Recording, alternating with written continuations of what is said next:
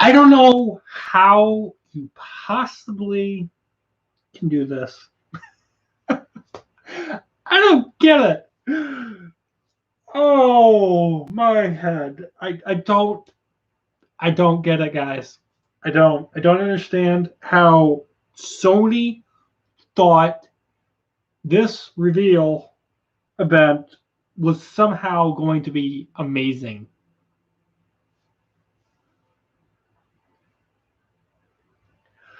Um, so it just ended. The PlayStation 5 reveal just ended a couple minutes ago at the time we meet streaming this for you guys. This is a live reaction. I didn't want to wait to upload a video. I wanted to give you guys my first reactions.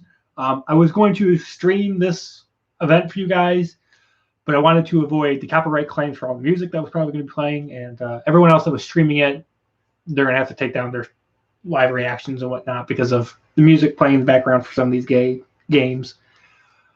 I'm a big Xbox fan, and when Sony announced the PlayStation 5 reveal, I was like, okay, I'll give it the benefit of the doubt because the PlayStation 4 honestly destroyed the Xbox One, the S, and the X in terms of graphics, in terms of sales, in terms of really good exclusives. So I wanted to watch the competition for the next generation because honestly, the Xbox Series X reveal, although it didn't show gameplay, the games that they did show, I was really excited for, especially for like that one dinosaur game. So I thought PlayStation, Sony, the PlayStation 5, it's going to be a monumental generational leap into the future with graphics and games and technology and whatnot, right? You'd think that. And especially since the PlayStation 4 was such a monumental success this current generation, which is coming to a close this fall, you would think the PlayStation 5 would come out of the bank swinging, would be able to just make sure that whatever Microsoft decides to launch and show off at their EA Play and whatever EA decides to show off at their conference, Sony would be able to show off big games and exclusives. And I will be completely honest with you guys, I was bored. I was completely bored watching this reveal. Now, you might have different opinions than me, and you guys can let me know in the live chat and or in the comment section if you guys actually enjoyed this reveal. But to me, I just spent the past hour and 15, 20 minutes or so watching the PlayStation 5 reveal, and I was bored. I was bored. Now, there are some pros and some cons that I thought while I was watching, I took some notes down, I want to talk about. So I'm going to start with the things that I really enjoyed, the pros, and then I'm going to talk about the cons.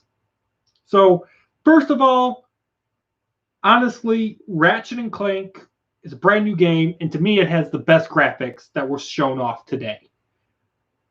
And for the most part, we actually got gameplay of games instead of just CGI created trailers to make you like, ooh, look, this game's so fancy and pretty, but we don't actually get to see gameplay. We do get to see some gameplay for some of the games.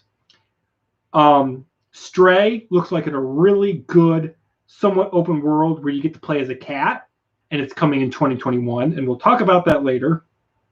We get to see some of the console specs for the PlayStation 5. We get to finally get to see what the PlayStation 5 actually looks like officially, which was awesome. Another game that they showed off called Returnal kind of looked like a mismatch of Alien and Groundhog Day, which was really cool. We got to see a little bit more of Godfall, which kind of looks like a co-op Slayer slasher game. They announced Godfall earlier this year and even a little bit last year, so it's officially coming to the PlayStation 5. We're getting Hitman 3 in January 2021. We're getting a new game called Demon's Souls, which when they were showing the game off, I'm like, this looks like Dark Souls. It's Dark Souls 4. It's another Dark Souls game, but it's not Dark Souls. They're calling it Demon Souls, which is just it's Dark Souls. Okay, it's gonna play like Dark Souls. I mean, and at the end, I almost thought it was Diablo for a minute because of just the dragon, and I'm just like, okay. Another game that I'm really excited that we finally got to see a little teaser for was the new Resident Evil. We're going to get Resident Evil 8 Village in 2021. So I'm super excited for that.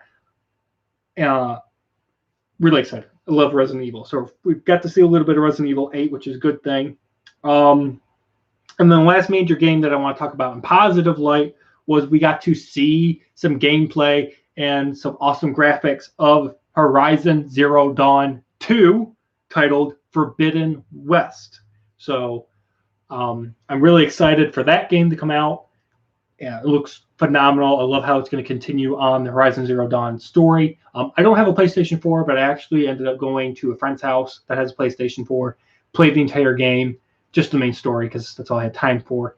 And I really loved it. So I'm really excited for that game. And then we finally got to see what the PlayStation 5 console looks like.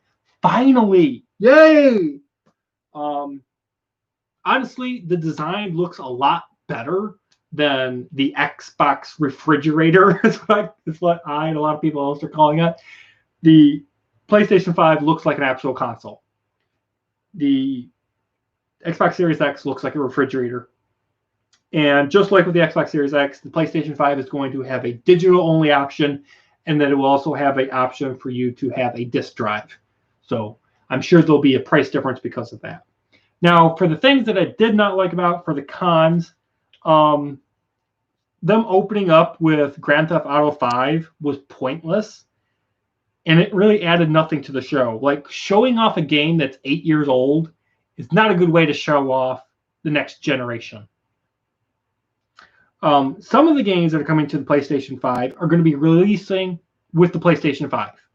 And then we also got some games that they showed off that are releasing in 2021 and 2022. And I'm like, I don't care.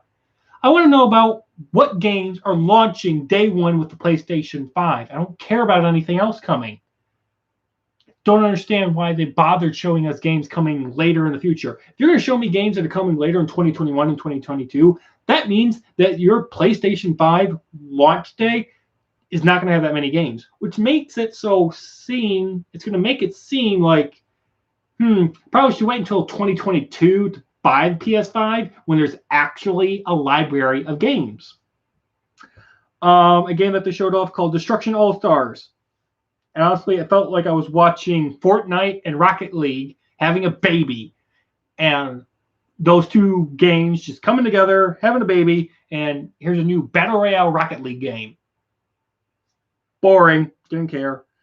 There was a bunch of other games that kind of looked cool, but they were boring to me because we don't know what's going on. They didn't tell us the story really or whatnot.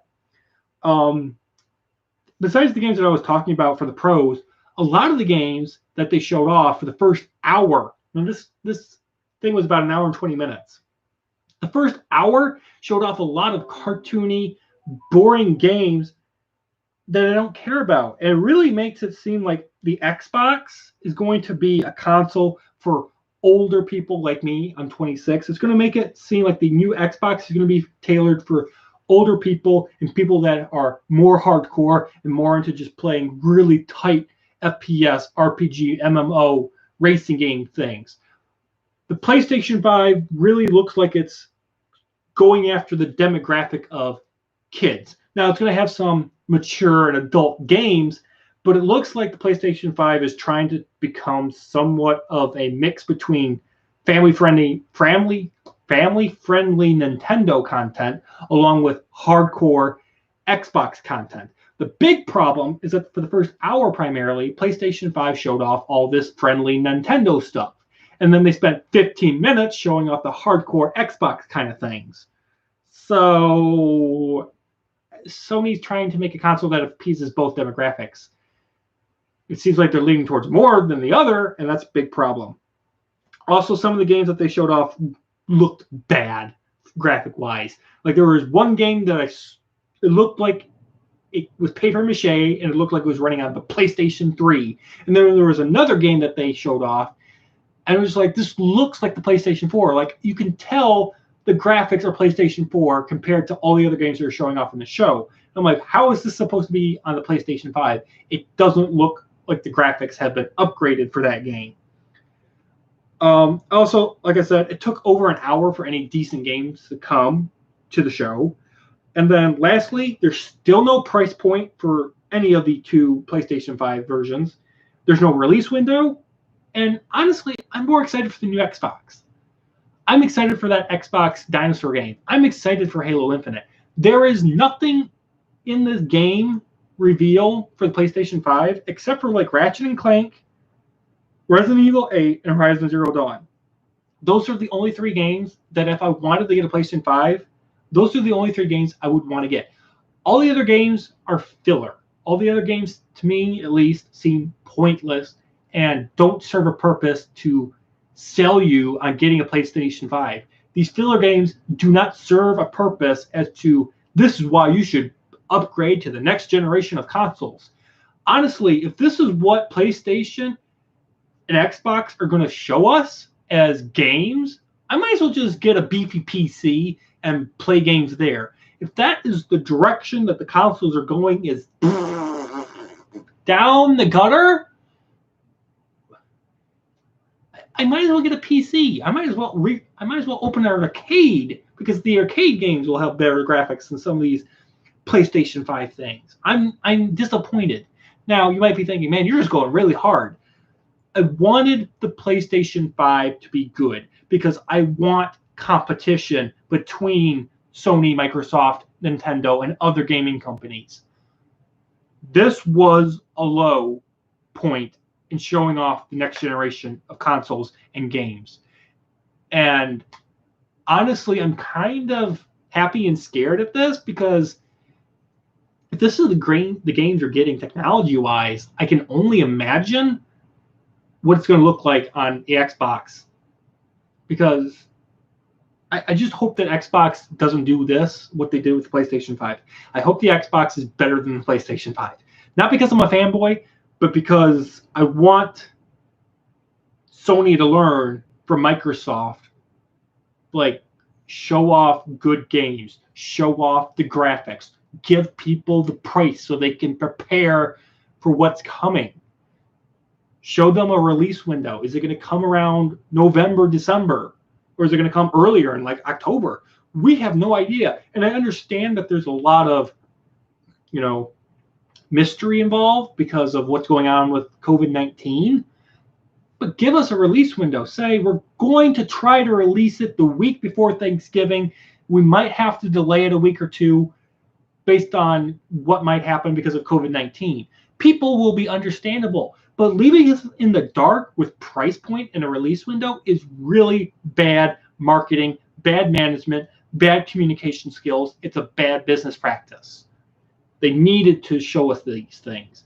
And I'm hoping that Microsoft will see this PlayStation 5 reveal, and they'll see the people commenting live or in chat and whatnot, and they'll be like, we've got about a month. Let's see if any of these things are in our pre-done show, and let's see if we can improve it, and so we can destroy Sony, so we can destroy the PlayStation 5 and make the Xbox Series X the king of the consoles for the next generation.